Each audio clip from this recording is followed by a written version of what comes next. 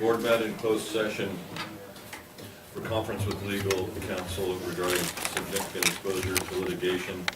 There was no reportable action at this time. Okay, we're going to take a short recess. We'll call it 5 minutes. And then we're going to come back with a 10:30 item, U.S. Forest Service, Lassen, National Forest Fire Management. Okay. So we'll stand and take a quick recess.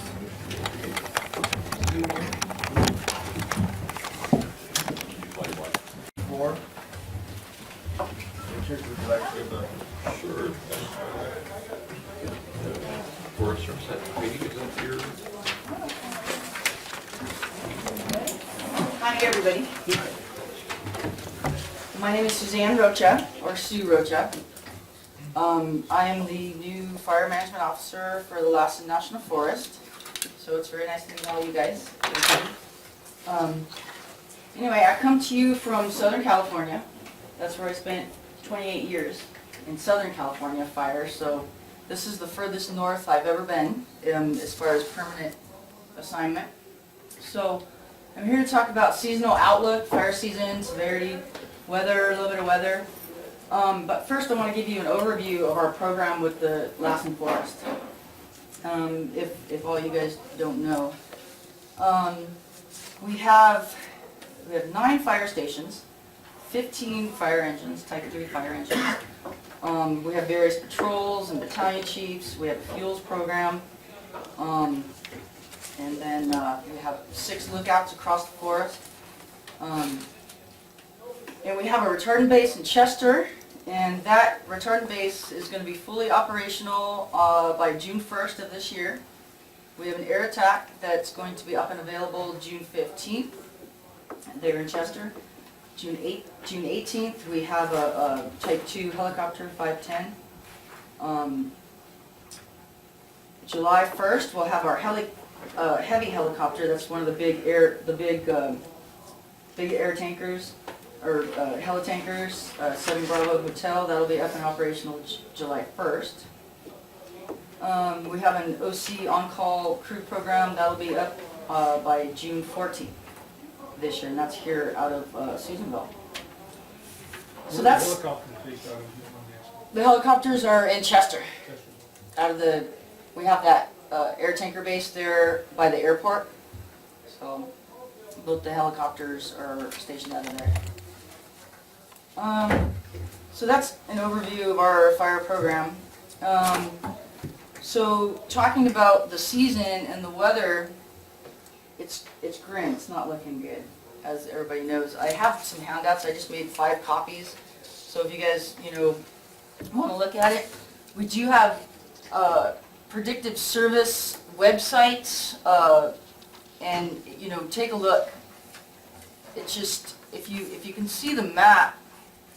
So this is Northern California, but the whole state of California. But this is the north section. That's all I printed out. But if you go on there, so we're looking at the end of May. We're looking at the 1st of June. We're actually going into the season, the fire season, the summer season, all in the red. All in the red. Usually we're not in the red until October. So this is like monumental stuff. So, man, I'm just trying to pass on to residents of the community, like, we got to be careful. We got to be careful with fire and just doing our fuel reduction, our weeds, our grass, I don't know. It's just, like I said, it's historical right now. We're in a 3-year drought. We've never seen it like this. I mean, there's spots in the state of California that are actually black, that we've never seen black ever. Even in October, we've never seen black, and we're way beyond any kind of drought that we've ever seen. And shoot, I don't know. I just want to emphasize, and like I said, here's some handouts. Anybody can look at those, but there's also websites that we can take a look at. But the good thing that all of our predictive services and our weather guys out of North Operations is talking about, there's a possibility of a slight El Nino. if anybody knows what El Nino is. It's only 50% chance, and that's good. So El Nino comes a little bit of moisture, but the downside of El Nino is also comes with lightning. So, you know, we have a little bit of precip, but lightning isn't good either, especially, you know, here. I mean, most of our fires, I believe, on the Lassen are lightning fires, or all the adjoining forests around in Northern California. So anyway, but that's a possibility that we will get some precip. So the way we're preparing, the whole state of California and the northern forest, the way we're preparing is national and our regional funding and budget allocations. There is severity dollars. And so the way we prepare for that is when we really get down, when we get busy in the whole state, region, and our fire resources, our engines, our aircraft are all fighting fire all over the state, we bring resources, engines and helicopters and aircraft from back east maybe, you know, because they're not as severe as we are in California. So there's actually dollars that we can use to bring like an engine or a crew from Wisconsin or Alabama, North Carolina, whatever. And they come over here and they help us and they stage, and so when we do get fires, they're there and available to help us out. And it's not so severe where they're at in their home units. So that's how we prepare here on the Lassen and all the forests. And shoot, if anybody's seen the One Less Spark campaign, there's posters, there should be posters all over town. Anyway, the message that we bring with that campaign as far as fire prevention, you know, be aware, this is one of those crazy years. You know, the chains dragging on, when you're towing your trailer, the chains dragging on the pavement, boom, fire right there. Doing your weed eating in your yards, you know, causes that sparks on the rocks, and so anyway, we're trying to spread that message, and we have our prevention units and our fuels units out spreading those messages and going to all the community fairs and anyway, so I'm welcoming questions, because that's how I operate, is by questions, and if I can answer them, you know, I'll do my best. So if there's any questions anywhere in the group? We'll first take the board's questions and we'll go to the public. Well, first of all, thank you for telling me welcome to the county. I hope your stay here is nice. It's nice to Beautiful. Nice to meet you. Yeah, it's sure it is. Thank you. So, Aaron, there's a question. Well, thank you and welcome. It's nice to meet you. I have to agree with you. I have a Forest Service permit, and I was out there, you know, checking my stances and putting salt out, and it is amazing the amount of dead manzanita, the amount of holly that goes on the ground, and even the pine trees that just died over the winter.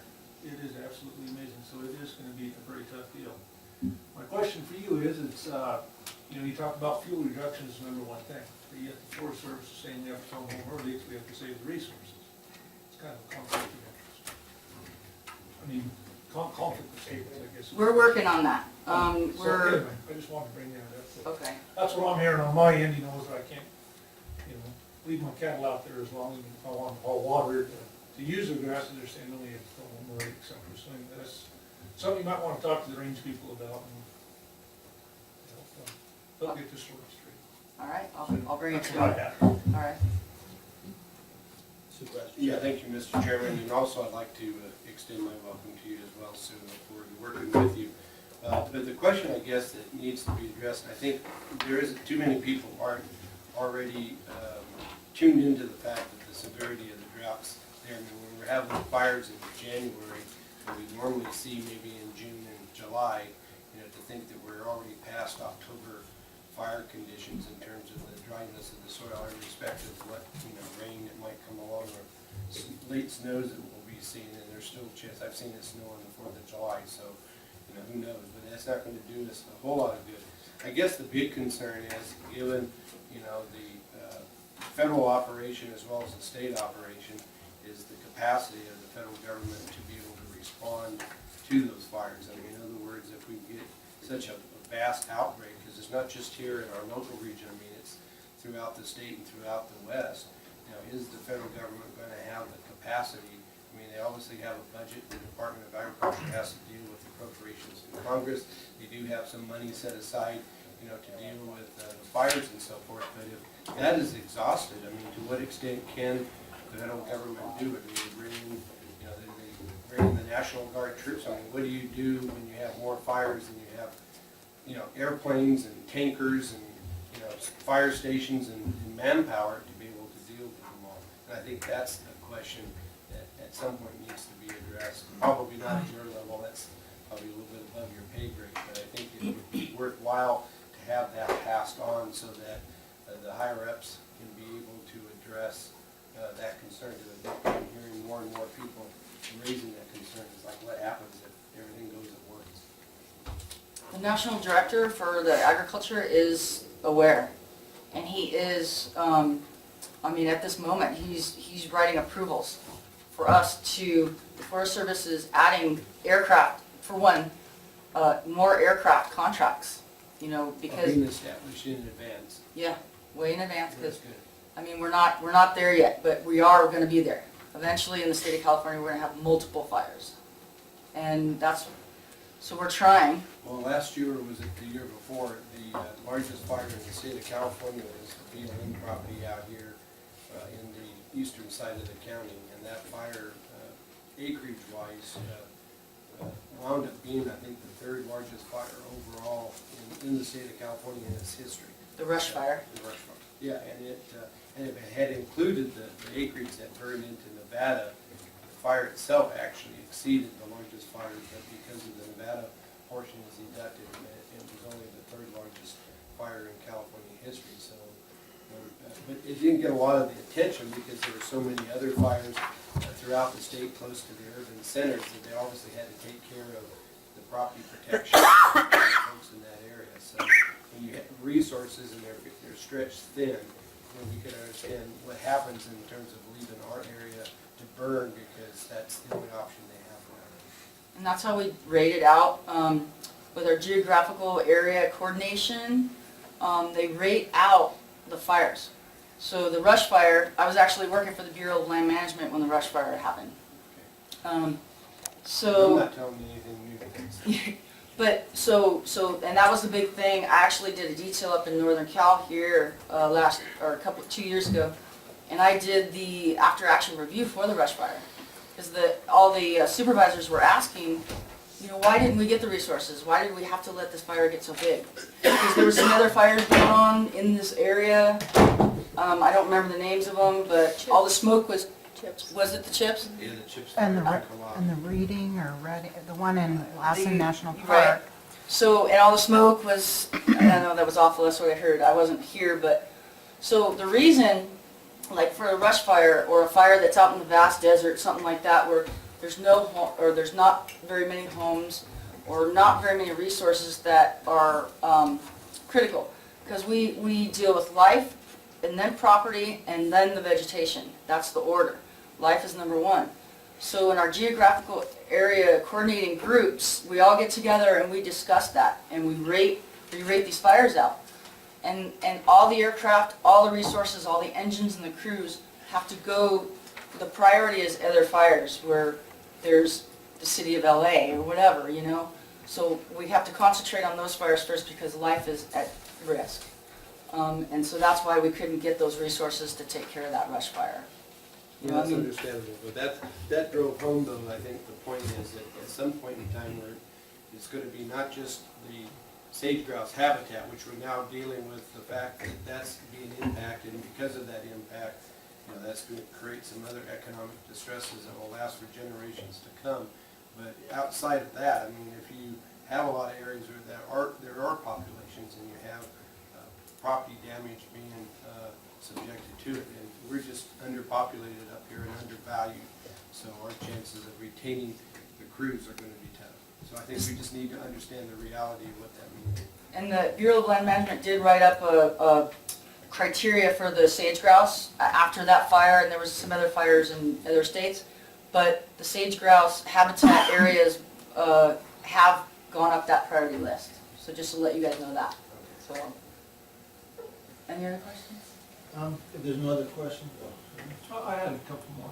The other thing we need to look at too is with the drought this year, with the amount of resources, the trees dying and the brush dying, I mean, this is gonna be a long-term increase in the fire elevation danger. I mean, it's gonna take a while to get those, for them to either decay or to go in there and harvest the big trees and get them out of there. But as far as the small brush and the small trees, I mean, it's just gonna be a decaying process or control bird or something to take care of those. And then talking about the brush fire, one of the problems that we have with bringing in these out-of-state commanders to come in and help fight the fires, I'm gonna use Ravendale as an example on from the rush fire, is that on one of the sides out there, you had a guy from Alaska was in charge, along with a guy from Georgia. Okay? Ravendale's a little bit different than Alaska and Georgia. And they went in and lit a backfire. Okay, they did this about, I think it was about 11 o'clock, they started lighting a backfire. What happens in this country every afternoon? The wind blows. Guess what? I lost a lot of fence and a lot of feed because people don't understand the local terrain and local topography and climate, etc. And it hurt me bad, and it still hurt me last year, so it didn't turn out on the BLM. It hurt me again this year, it still can't turn out on the BLM because it's a 2-year restoration on that stuff, and it's a lot of expenses. So, I mean, I don't know how you would rectify that, coming in with the outside people on the local climate and the local microclimates on what happens in the varying areas around. Anyway, that's something to try to keep into consideration with your planning. So what we do, or my philosophy with the Lassen National Forest, and how you can compare, we get these teams that come in, and they're from all over the nation. As soon as they come in, we're on it. We have the local folks that tie in with them, and we talk about that. We talk about the behaviors of the local conditions. I don't know what happened with that BLM. I don't know. I don't know that discussion. I know that I heard that, but I don't know what the outcome was and why the local fire management and the local knowledge wasn't right there with that team. I don't know. I know that me personally, like I said, with the Lassen National Forest, we're going to be on it. As soon as that team comes in, we do these transitions, and we're by their side.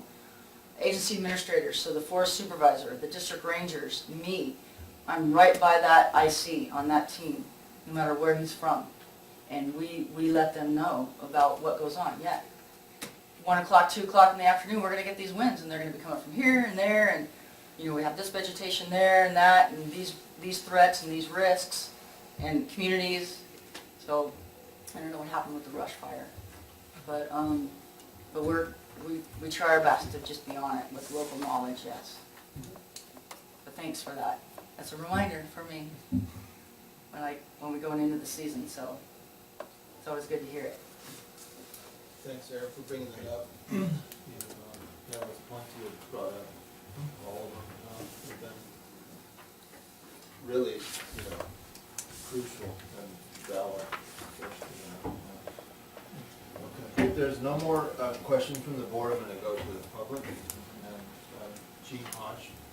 My question to you is, what is the website that you're directing us to, the predictive fire website? I got it. I was trying to print it, but it wouldn't print. But okay, so it's HTTP and then colon and then // so gacc.nifc.gov/predictive/weather. Thank you. So it'll take you to a page that you got all kinds of information. You can click on a bunch of different stuff, so yeah, I suggest going there and Thank you. looking at it, yeah. Go ahead, Debbie. Yeah, I'm from Ravendale, and the windows start blowing at 1 o'clock. As soon as the sun's pull up around between 9 and 10, the wind starts. And by 1 o'clock, we're getting 30-mile-an-hour gusts or better. It's bad up there. we get maybe 6 days a year that the wind don't blow. It would be a great place for a wind farm. But that crew last year, they vacated some neighbors, made them leave their house and took their home over. They come and stayed in a trailer at my place while they were there. And they did a lot of things that were totally wrong. They had fires going in different directions that should have never happened. Could have been stopped if they hadn't done those backfires. They could have stopped the fire before it ever hit the ground. Stayed up on that hillside. We were all watching it going, what are they doing? What you need to do is put local people, at least one commander that knows the area on each one of these out-of-state or out-of-town crews, because they haven't got a clue what goes on up here. Lassen County is a whole different ballgame. It's a horse of another color. And if you don't put a local with these out-of-state crews, you're gonna keep having these problems until they really learn something drastic. We try our best. You know, I apologize. If there was roads, you know, they were probably firing from a We were road. surrounded in 3 sites where we were at. The only thing that wasn't was the green alfalfa fields from the Dodge on the west side of us. We were surrounded on 3 sides by that fire. And it just, they kept doing one mistake after another. We thought we were gonna get it, but we had a lot of defensible space, and that's something that needs to be publicized right now. Get up in the morning at first light, not daylight, first light, and start clearing. And as soon as the sun is gone, and it's just light, and you start getting that evening mist, clear some more. Everybody could make defensible space right now around their properties and their homes and what have you, but they gotta do it at the right time, or they're just gonna create problems. And this stuff needs to be publicized so that people know.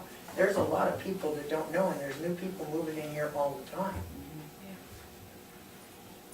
Yeah, well, I'm sure Heidi will be on all that information, and we're trying to get it all out to the newspapers and to the medias, and, you know, talking to those folks that are new to the area and they don't know.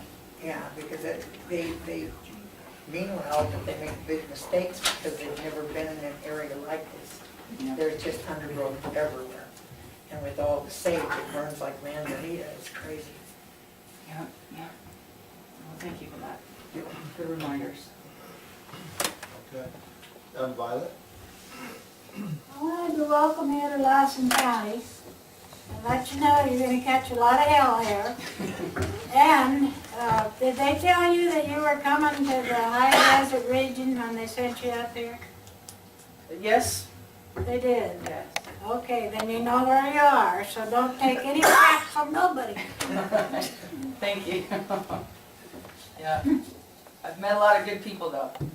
Okay, thank you. I've met a lot of good people. Okay, I think we should move on. Yeah, thank you, All right. welcome. Yeah. And good luck. Thank you, thank you. Sorry to keep you a little bit late here. It's okay. Have a good day, guys. Alrighty, we'll move on to item H1, term limits ordinance. Yes. It's all yours, Bob. No, that's fine, I was expecting it. Mr. Chairman, as you can see from the packet, with my term letter, this is my following up on something that was discussed in previous board meetings. The proposed ordinance is attached, and my suggestion for today is that we introduce the ordinance by title, that we either read it in full or unless there's a regular motion to waive that reading approved by a majority of this board, and here to consider all public comment on the matter. But this is the first step of the two-step process. Okay, thank you. Any questions by board members? Okay. Is there anyone that would like to give public comment on this item? Okay, then. So, thank you. As you said, the action request is to introduce, read, and take public comment. Okay, so is the pleasure of the board to waive the reading by somebody making a motion to waive the reading? Otherwise, we'll Why don't we leave this one? Okay, very good. Mr. Burns, would you? Yes, sir, I can do that for you if you prefer. An ordinance of the Lassen County Board of Supervisors regarding term limits for members of the Board of Supervisors. The proposed ordinance reads as follows. The Board of Supervisors of the County of Lassen ordains as follows. No person shall serve more than 3 terms as a member of the Lassen County Board of Supervisors. This provision shall apply prospectively only, so that any supervisor commencing a term of office on or after January 1, 2015 may serve up to 3 terms from and after that date. Any person who, whether by appointment or election, serves a partial term of the office of supervisor of more than 2 years shall be deemed, for the purpose of this section, to have served a full 4-year term. Pursuant to Government Code Section 25,000 paren B, this ordinance shall only become effective if approved by the electors of Lassen County. And, of course, passed and adopted this, and that's unexecuted. Okay, thank you. Okay, number 3 is hear and consider all comments on the proposed ordinance. There doesn't seem to be any. And set a second reading for June 10th, 2014 at a board meeting. So that's the action. So is this, I guess. We'll go ahead and agendize it for June 10, 2014 for the second hearing. So do you And take a vote on the action? on that date. Or what about today? We'll go ahead and agendize it for that day. Okay. This is, No, Mr. Chairman, I think you need to have a motion today to introduce the ordinance if you're gonna vote on it. It takes 2 votes in order Yes. for it to be adopted. So if you just agendize it for June 10th, then you're gonna be voting on it after June 10th. Thank you. Okay, very good. Thank you, John. All righty, so we're looking for a motion. I'll second. So we have a first and a second, all those in Before favor? you do, I just would like to make a comment for the record, and I've already expressed myself about this issue. I just wanted to reiterate that, I think that the rhetoric does not match the historical record, and I think the action does not respect the actual facts. I mean, there's only one person that this ordinance, to be honest with you, is driven at it, and actually, it does one thing for me. If people look at records as being there, is it preserves the fact that no one in the future would ever be able to obtain the longevity that I've had with this board. So, I guess in that respect, I can say thank you, gentlemen, because then there won't be another Jim Chapman, I guess, at that point. But I think in terms of the rhetoric, that we need this in order to guarantee and assure fresh and new ideas. I think every election brings about that particular issue and debate. And to say that there hasn't been a lot of fresh and new ideas, and in order to be able to, you might say, survive, it's tough enough to get elected the first time, let alone get elected 9 times, requires a constant reinventing of yourself in terms of dealing with the ideas and the needs. And it's not so much having new ideas, it is having the right ideas. And I think that the voters are very capable of sorting that out. But be it as it may, I think that the rhetoric that is out there, has been chomping at the bit. So this does not disappoint me in terms of seeing it follow through. And hopefully the voters in November will realize where it's coming from, why it's being pursued, and the political agenda is designed to accommodate, and will ultimately reject this particular ordinance. And I will make sure and weigh in on it as the public debates. But as far as accommodating that, I will be voting no on this ordinance. I was kind of hoping, I don't really want to speak on it anymore, but I feel it's necessary because I can assure you, Jim, this was brought up, as you know, by me, and so it certainly is not directed at you. No, I appreciate it. You made that clear, and I fully accept that, and I have no animosity towards you about it. And also, before I brought it up, it isn't something that was discussed with any of the local elections. Oh, don't think the issue hasn't been discussed before you brought the issue up, I can assure you that.